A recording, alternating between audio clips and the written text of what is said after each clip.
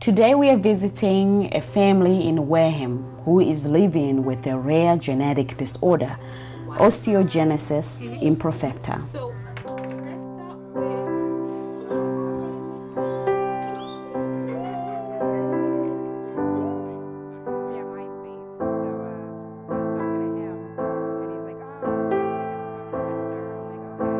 For decades, Cheryl has been living with excruciating pain without understanding why. Growing up, her parents misunderstood her discomfort. Your parents dismissed that. They thought, yep. Okay, I was just faking. It was in my head, it's on your looking head. for attention because I'm the youngest of 7. So it was not until the birth of her 3rd child that the doctors called the whole family to be tested. When she was born, what did they tell you? Well, they told me when I was pregnant with her to abort her and give her up because she's a burden. She came out, she was born with 16 broken bones additional. So then they asked, was there any other breaks within the family? At that point in time, my son had breaks, but when he had his first break at 2, but they chalked it up to boys will be boys. And my oldest, Sabine, she had 2 dislocated hips at birth, but it was not found until later on because I kept calling the doctor because she would scream bloody murder all day long, and I kept telling them there's something wrong with this kid, and the pediatrician kept telling me that I'm just a nervous first-time mother. Well, when she had an ear infection, the on-call pediatrician discovered she had 2 dislocated hips the whole time. So they put her in a brace that she wore for the first 1.5 years to straighten out, to put her hips back where they need to be. They were all advised to go through collagen biochemical test, also known as skin biopsy. The test examines collagen proteins made by skin cells and requires a small skin sample. So at that point, you're a grown woman, you gave birth, you still do not know that you have this condition? No, it takes a long time for the test to come back. I have this dot, I don't know if you can see it, but they take a piece of your skin and they grow it up over a period of time. So it takes about 1 year for the test to come back. And after a year, the results read that Cheryl and her children all have been diagnosed with a rare genetic disorder called Osteogenesis Imperfecta. The actual term, Osteogenesis Imperfecta, means imperfect bone formation. People with this condition have bones that break easily and often from mild trauma or with no apparent cause. Cheryl was diagnosed with type 1. It is the mildest and most common form of the disorder.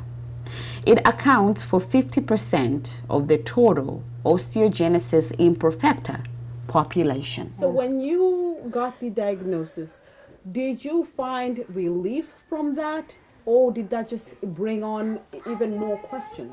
No, it was relief because I felt like I was crazy my whole life because nobody believed me. So when I finally got the diagnosis, I was like, oh, thank God. You know, I mean, not thank God I had the OI, but thank God there was a reasoning to it.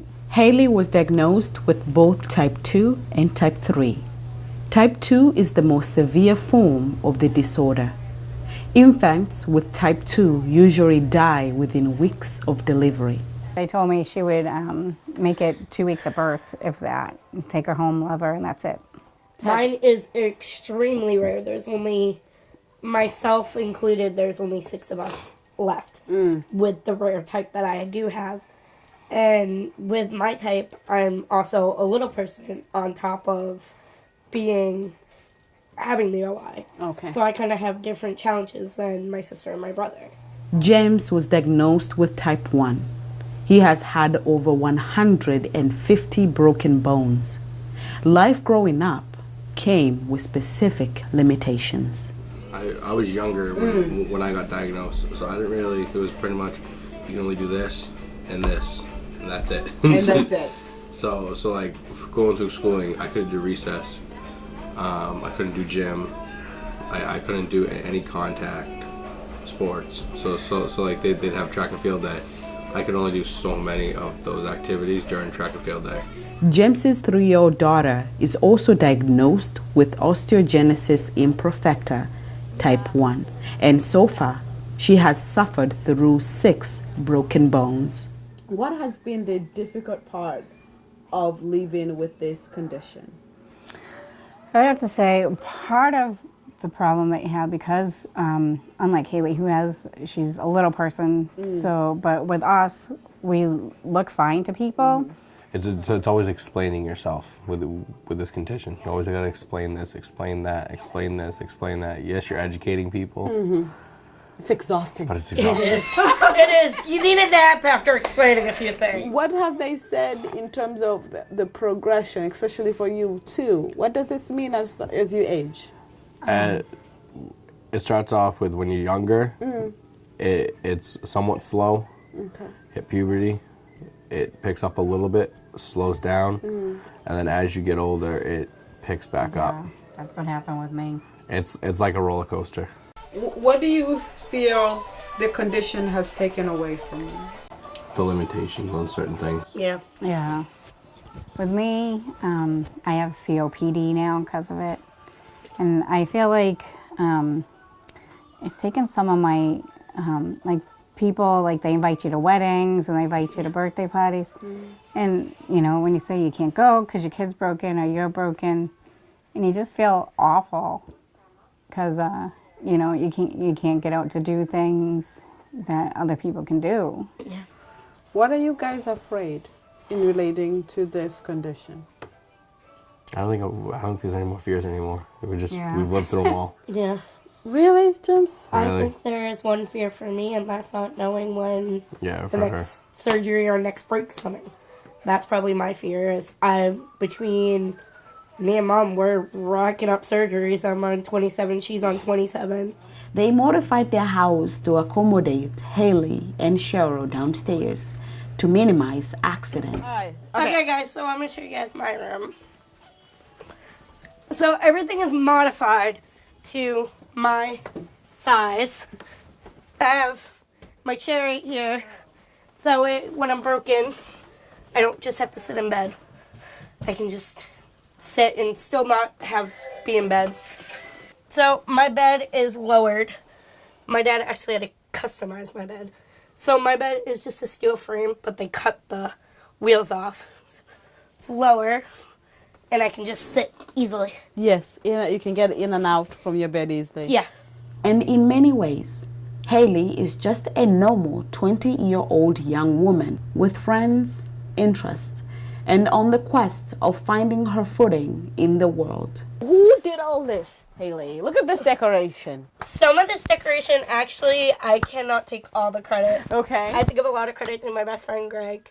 He customized my bedroom. He did all that. He put Love all and this- hope. Love and hope is something that I say all the time. Because, you know, without hope, you need love. So I do that constantly, and then always I'm blessed. And then over here, you have my Girl Scout awards. I have the 2 highest awards you can get in Girl Scouting, which is your silver and gold award. And then I also have Santa Clara's University business course. So I'm doing that, and then I'll start photography very soon. Oh, yeah. So tell me about may I see? Oh, of course. So tell me about your photography business. Yes, my photography business, it is going to be called Hot Wheels Photography. Okay.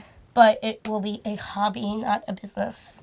Due to my breaks, it would just be really hard to manage the business stuff. So And what do you enjoy about taking pictures? I just love capturing the moments that, you know, you have with your family. I also have seizures on top of my bone disorder. So I was in a coma for 5 days, not knowing if I was going to live or not. My parents basically got told, you could either pull it or you can, you know, see if she'll live. And thank God I lived through that. But my brain is stuck at a 5th grade level. What does that mean to you to be told your brain is stuck at a 5th grade level? it's kind of still kind of crazy to think after all these years what I've accomplished. You know, my brain being stuck at 5th grade and not being able to go past that. I'm common sense smart, not book smart. But who needs to be book smart? Right. There's That's not how my enough friend- common sense out there anyways. Well, my best friends, they're really good at keeping me grounded and relaxed. And they also know when I'm broken, like, I just need, like, them right there. How often do you feel broken? At least every other month. Right now, I'm still battling a foot break. Haley has been defying the odds since birth, and her spirit is growing stronger and stronger with each victory. You know, I feel like, well, I don't feel, but I see this. You are such a positive person. Try to. You are just amazing, and it seems that you have made peace with who you are. Yeah. There was a time I was about 16 and I was going through a really, really bad break and I kind of didn't know what to do at that point. But my best friends that I've had since 7th grade have always stayed by my side, and the day of the surgery they all called me at 4:30. They knew I had to be at Boston Children's Hospital at 4:30 in the morning. So they all made sure that they called one in a row of, you know, wishing me luck and knowing that I'm going to be okay. And What do you want people to know about you, Haley? that I'm just like anyone else. Even at, 21, I'm still like everyone else. I just have limitations. Nothing has changed me in the past. Nothing. While the number of people affected with osteogenesis imperfecta in the United States is unknown, the best estimate suggests a minimum of 20,000 and possibly as many as 50,000 people. There is no cure for osteogenesis imperfecta, but there are ways to manage the symptoms.